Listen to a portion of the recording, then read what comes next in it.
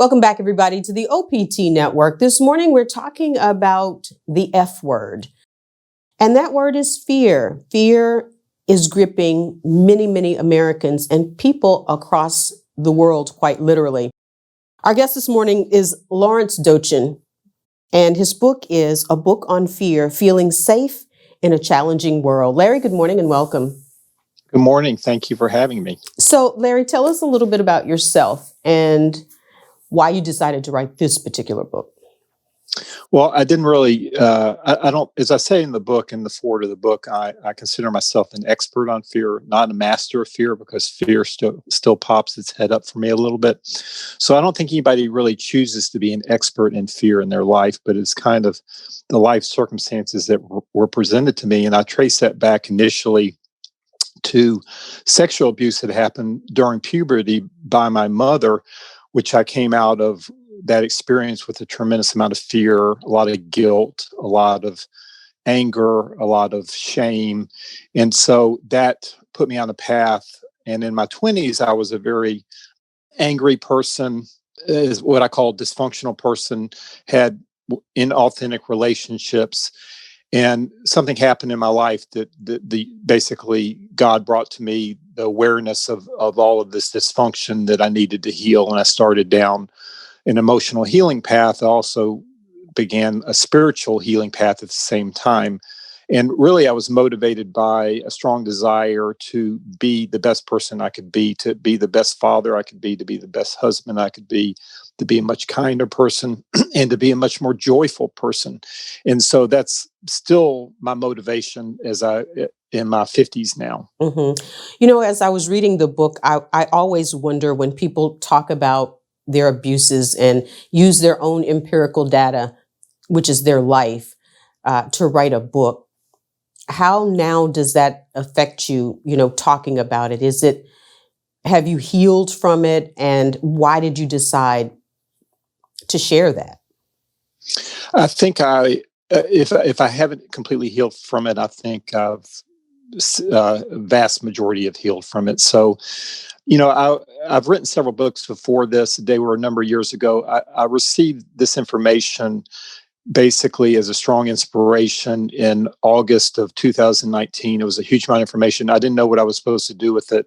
And I can see now, I thought it was going to be two books, one book. I didn't know what the topic was, but then basically before the pandemic hit in January, like a year ago, I realized, this is supposed to be a book on fear. Who else is a good person to write a book on fear except for me? Because I've been through a tremendous amount of fear and learned the strategies. So my life right now, I find that I find a lot of joy in being of service. And I know you're the same way, having read your bio and the things that you do, and you're trying to help people.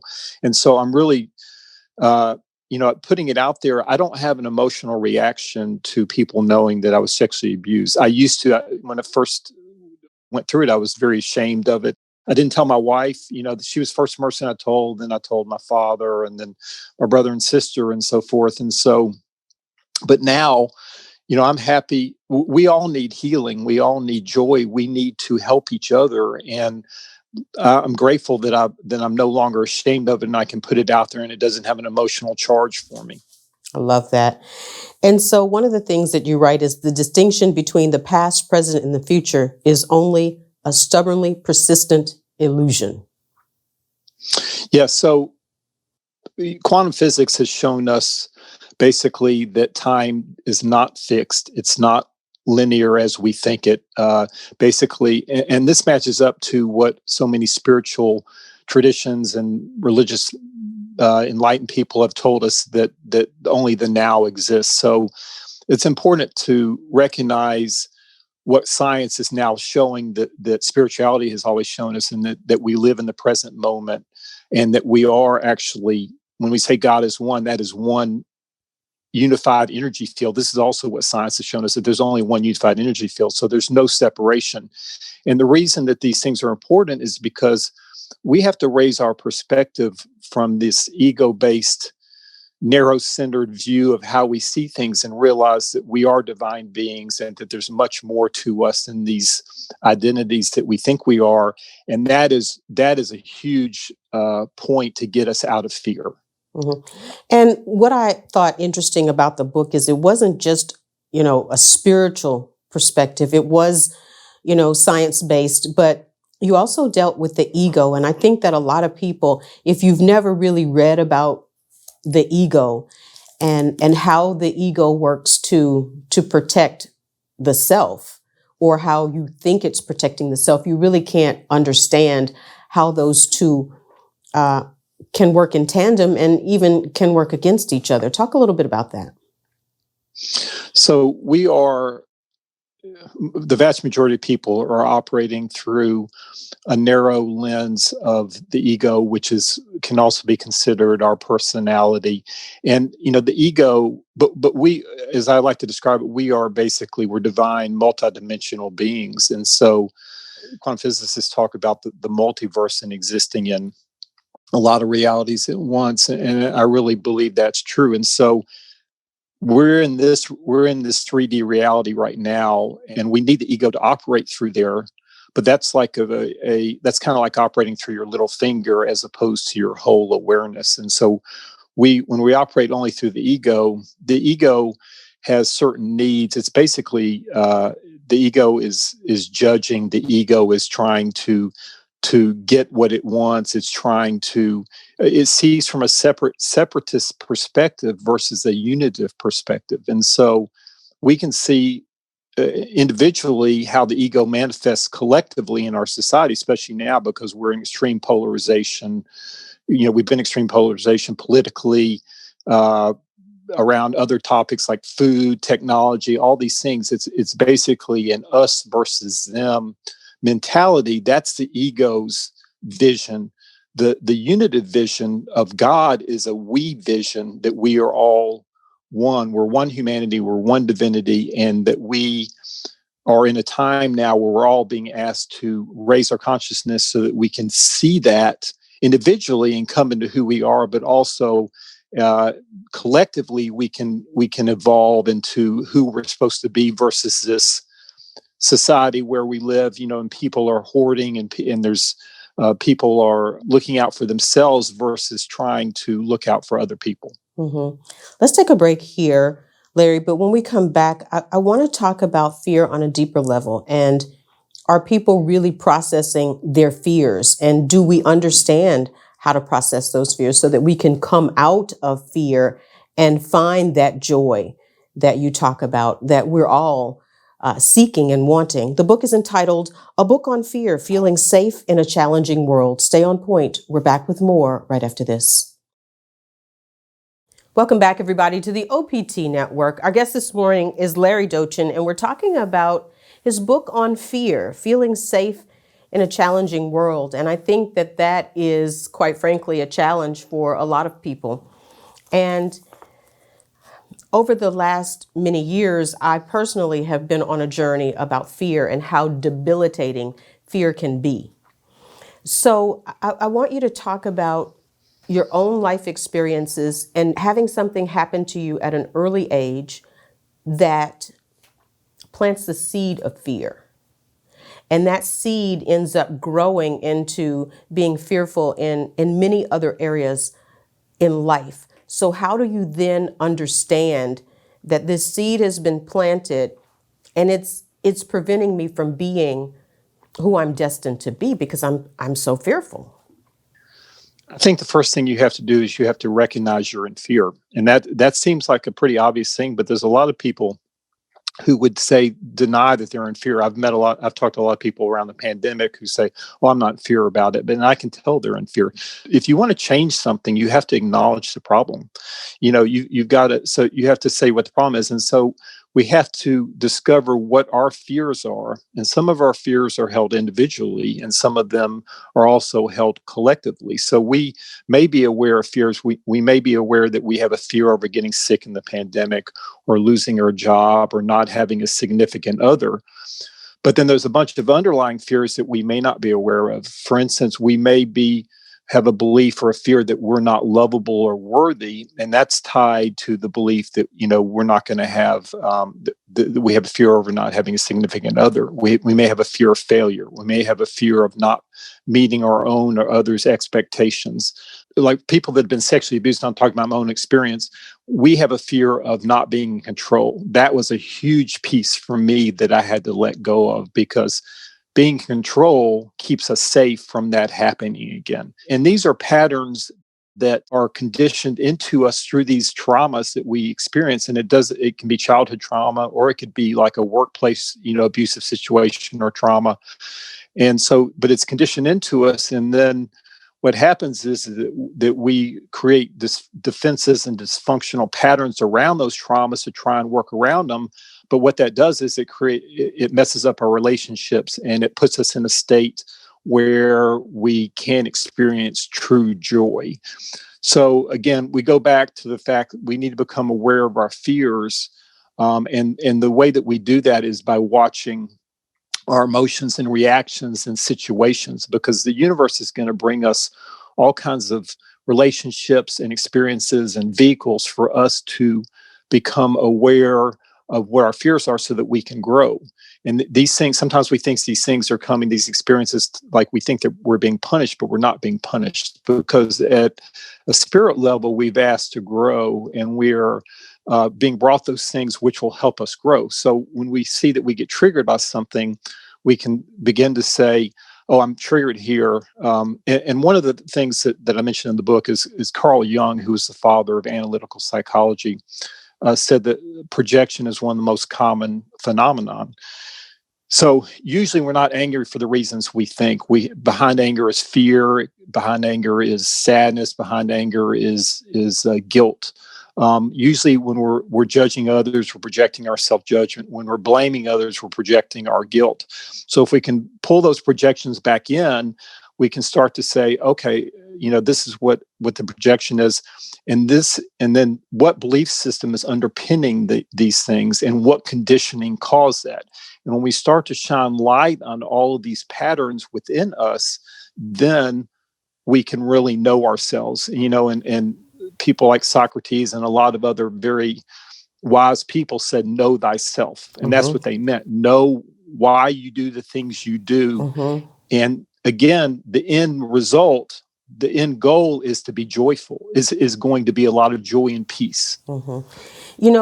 As you were saying that, knowing thyself and really tapping into the things that ill you, the things that keep you from the trajectory of your life, is really challenging.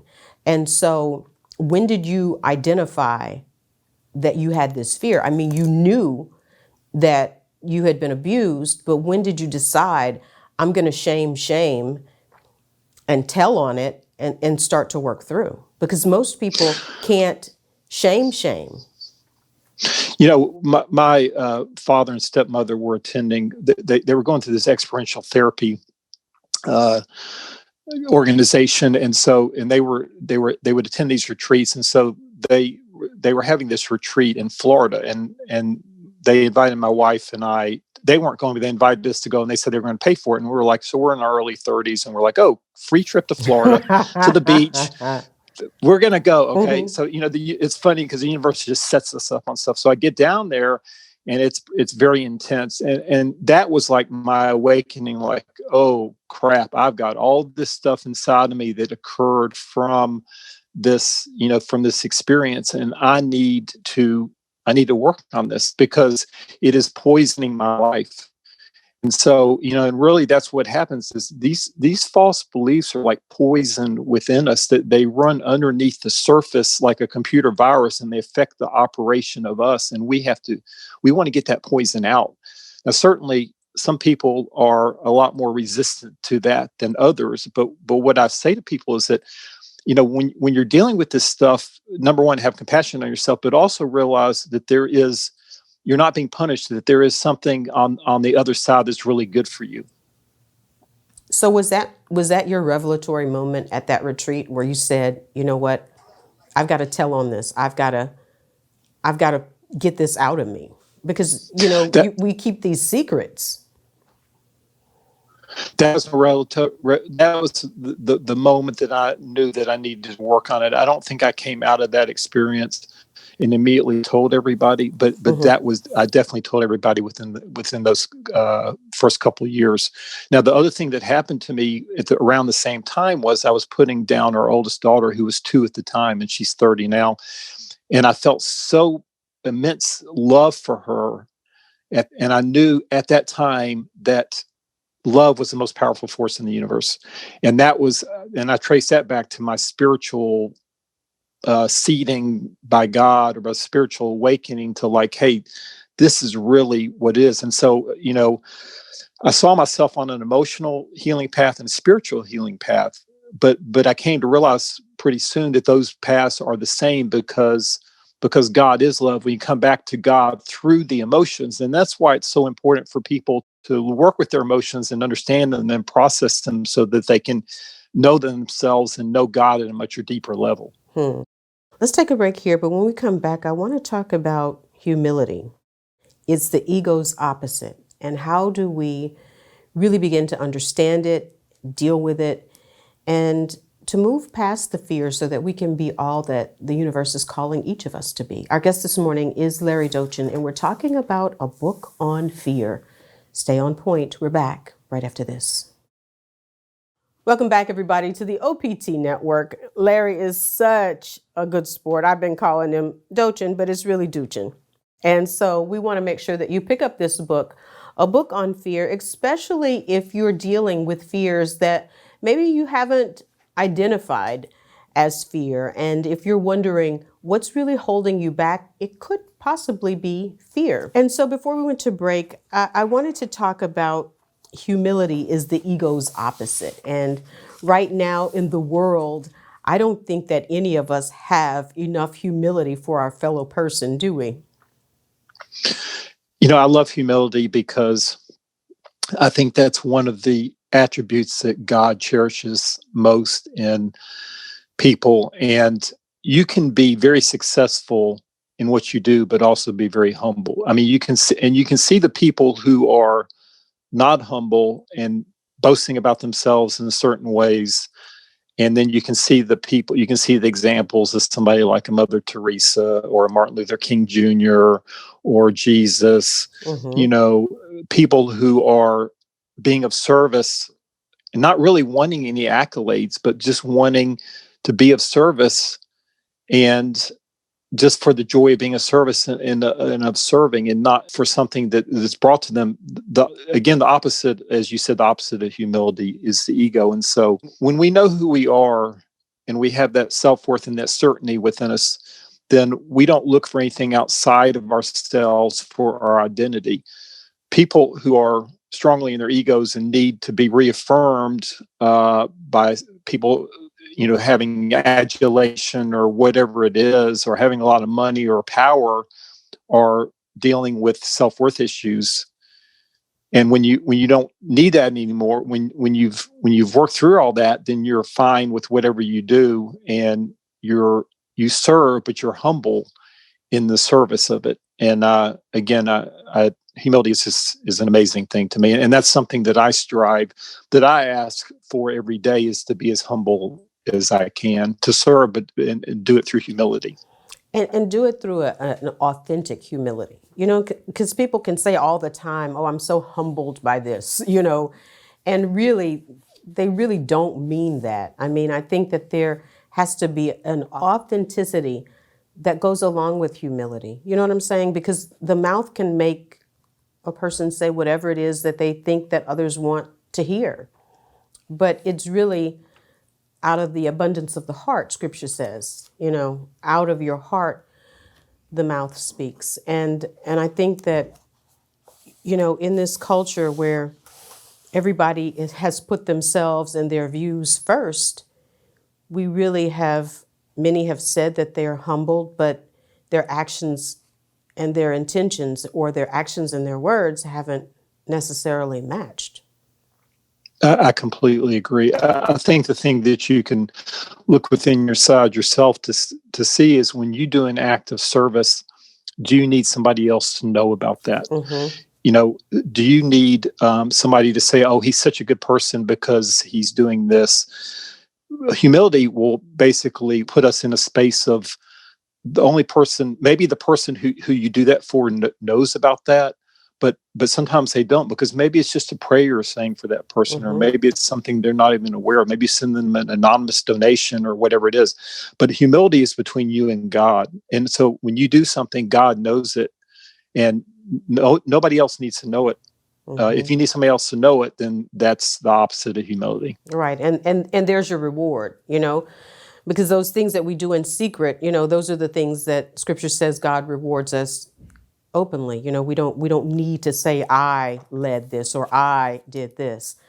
One of the things that you write about, I think, is that's really probably so critically important for most people is don't be afraid of not knowing. And not knowing puts so many of us in fear because I don't know what the outcome is going to be. I don't know what the prognosis is going to be. I don't know how the chemo is going to turn out. I don't know if it's going to shrink the tumor.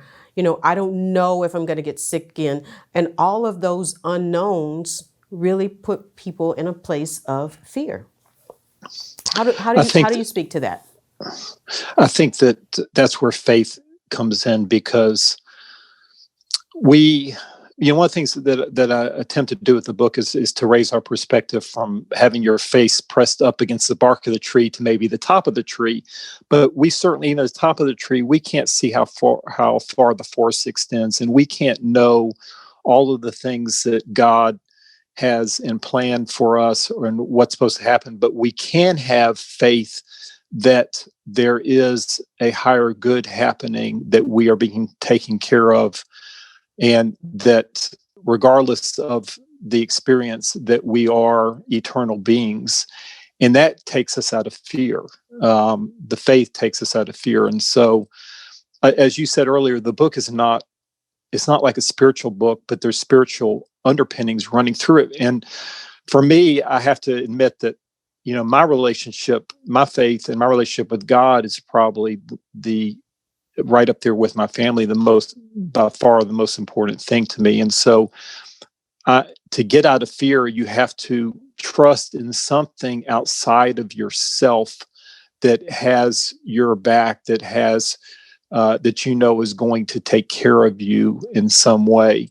And I think that when you're going through fear, if you can open up and just be willing to put aside whatever preconceived notions you have about God, about whatever it is, because we've all been conditioned in certain ways related to that. Put aside those and just ask for help, and be open to what comes in. hmm I really did like that it wasn't super religious, but I am, my faith is in God, my trust is in God. But I know that in this season that we're in, you're speaking to so many groups of people, and what the book does is it sort of meets you right where you are, whether you are a believer or you're a non-believer or you're somewhere sort of in the middle. It's not off-putting because whether you're a believer or not, we all deal with some sort of fear. And the object is to understand it and to know that it really has no power unless we give it the power. Exactly. Our beliefs don't have any power unless we give the beliefs the power. That's what mindfulness is called, basically, is witnessing our own beliefs, stepping back from that and saying, oh, okay, this is what I believe.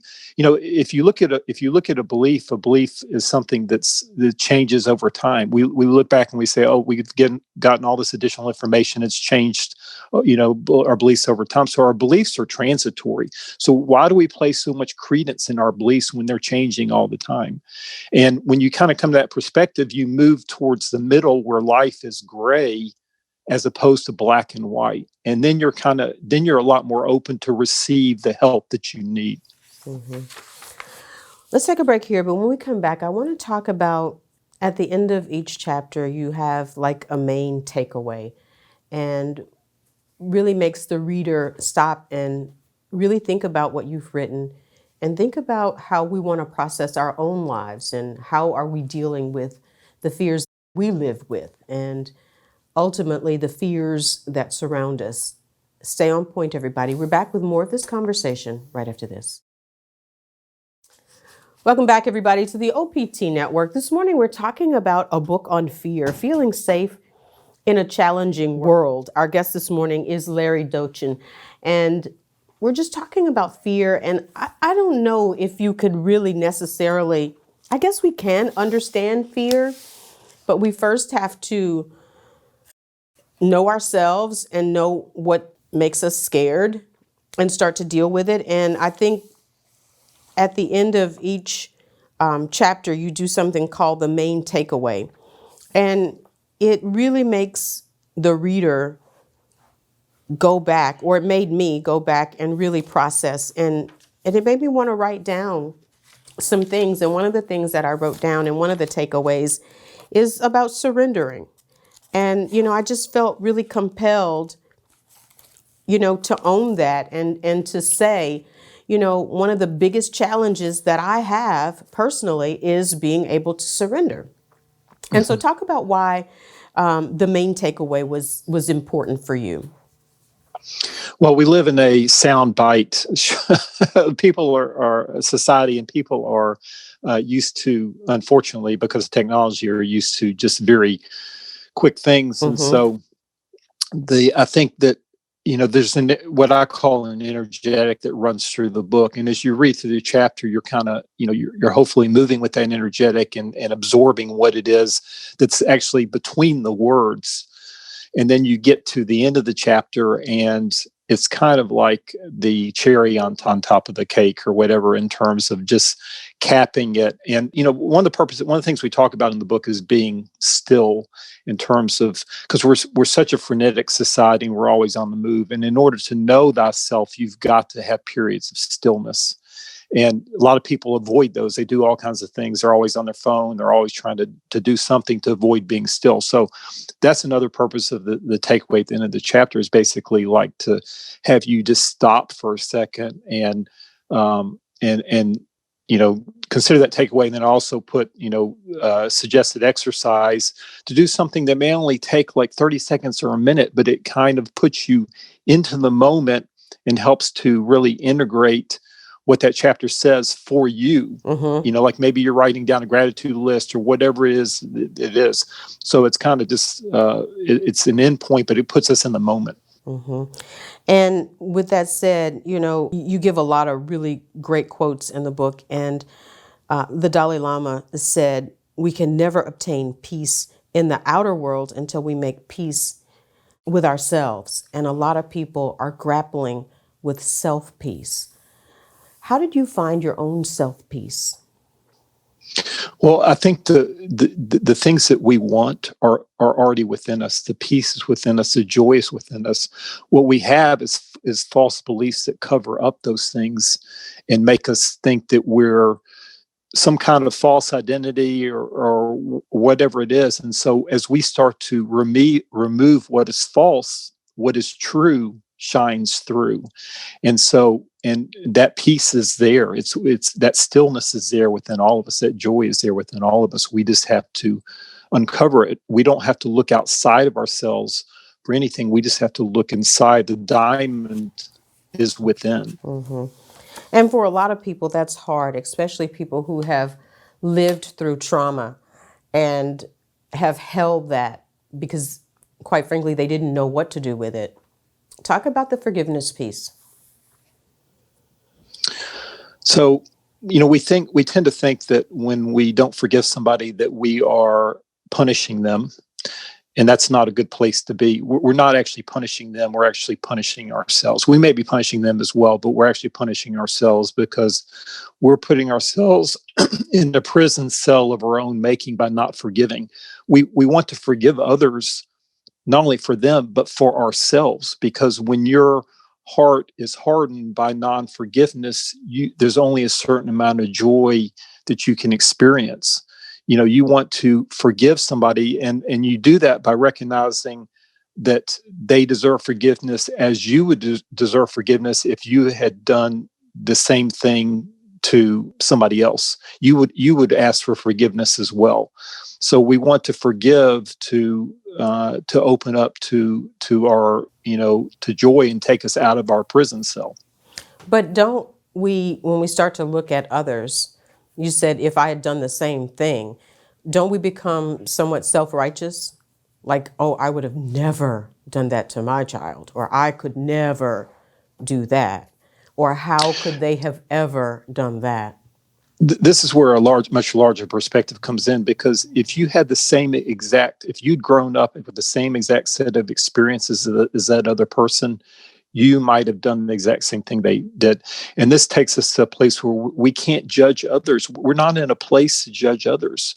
We try and judge others, but we have to recognize that that again, that they're making choices, and we might be making the same choices if we'd had their same set of experiences. So that's been a big thing for me, to basically pull back my judgment of others, and also to recognize that I'm projecting my own self-judgment out when I'm doing that. And I think that that's something we don't think a lot about. I think most people judge people readily and quickly, and we just never really realize, the circumstances. And I think that when you start judging others, you set yourself up also for judgment, and nobody wants to be judged, no matter how horrendous a thing that they've done. The universe is, as we discussed earlier, the universe is one. So what you do unto another is going to basically come back to you. And because we're one, what you're doing to another, you are doing to yourself. So if we kind of recognize from a much larger spiritual and science perspective that we're all one and we're doing this, then you start to say, okay, this is not something I want to be doing. It's not something I want to be doing because I don't want to do it to somebody else, and I don't want to do it to myself. So what do you want people to really understand about fear as we leave this conversation? Because there's so many people dealing with so much fear on just layers of levels. I want people to understand that there is a way out of fear. It requires persistence. It requires some work. We discussed this before the show started. You can't just wish it away. You have to take a look at it, and you have to see its roots, and you have to dig up those roots like weeds in a garden. And there is joy and there is peace on the other side. And as we go through this process, I do have a chapter on compassion. Compassion is extremely important for yourself as you go through this process. And when you're compassionate on yourself, you will have compassion on others. And the world badly needs compassion. So all of these things they're all, peace, joy, compassion, forgiveness, they're all wrapped up in the same bubble. Okay. And that's how, and as we process the fear, all of these things will come out, and we'll practice all these things. Gratitude, all of these things are all one beautiful bubble. Powerful book. It's a book on fear, feeling safe in a challenging world. Before we've got to let you go, Larry, tell people how they can get the book and how they can connect with all of the resources and books that you've written. Well, first off, thank you so much for having me on. I really appreciate it. You're very welcome. And the book is online, both as a print and ebook version on all the major sites. The easiest way to get to my website is to go to abookonfear.com. It will forward to my website, and then you can click the Amazon link to buy the book off of there. There you go. Listen, we'll be talking more about fear, because I think that fear is one of the biggest emotions that's holding most people back, even fear of succeeding. Fear comes in so many different disguises that it's keeping people from being all that they can be. Thank you for the book, and thank you for your heart for serving people. Oh, well, thank you for your work. I really appreciate your work too. Indeed. Hey, everybody, stay on point. We're back right after this.